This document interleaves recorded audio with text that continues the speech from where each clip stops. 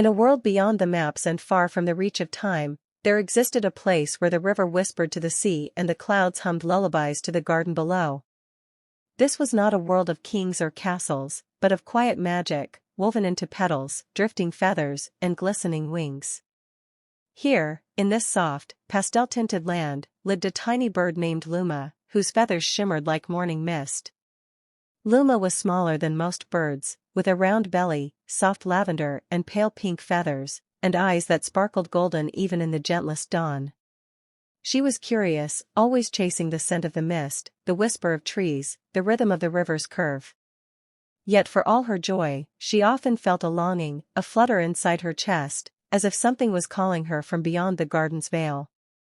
Each morning, she flew over the watercolor meadows, her wings brushing against clouds that seemed painted by dreams. She'd drift above the misty garden, inhaling the aroma of exotic flowers and damp wood. The dew beneath her gleamed like stardust, and the wind carried scents that felt like memories. Her only companion was Elderon, a wise pigeon with feathers like polished slate and eyes of warm brown that held 1,000 sunsets. He spoke little, but when he did, his words were soft and carried weight. "There are places the sky remembers," he once told Luma, as they hovered above a garden filled with mint-green trees and flowers blushing with baby blue. "You must listen not just with ears, but with feathers. The world speaks through the hush." One late afternoon, as a golden haze began to settle over the pastel sky, Luma felt a pull in her wings, a silent call from where the river met the sea. She followed it, passing through the swirling fog, over floating clouds that yawned lazily like sleepy giants.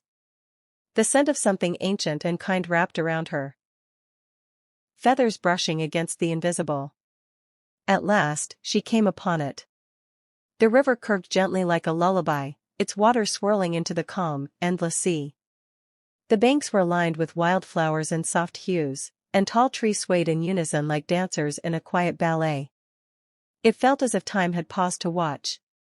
And there, in the sky's reflection, Luma saw something shimmering, not a bird, not a fish, but herself, as if seen through the eyes of the world. The sea whispered secrets. The clouds dipped low to listen. She perched on a smooth stone, closed her eyes, and let the breeze tangle through her feathers. It was then she understood, she didn't need to search for the place she belonged. She was already part of it. Every scent of soil and flower, every hush of wind, every soft brush of cloud, had been singing to her all along. She was the note in the garden's song, the color in the cloud's dream. As twilight settled in lilac and peach, Elderon appeared beside her, his wings casting soft shadows on the rocks. "You heard it, didn't you?" he said. Luma nodded, her golden eyes brimming. "It was never fa.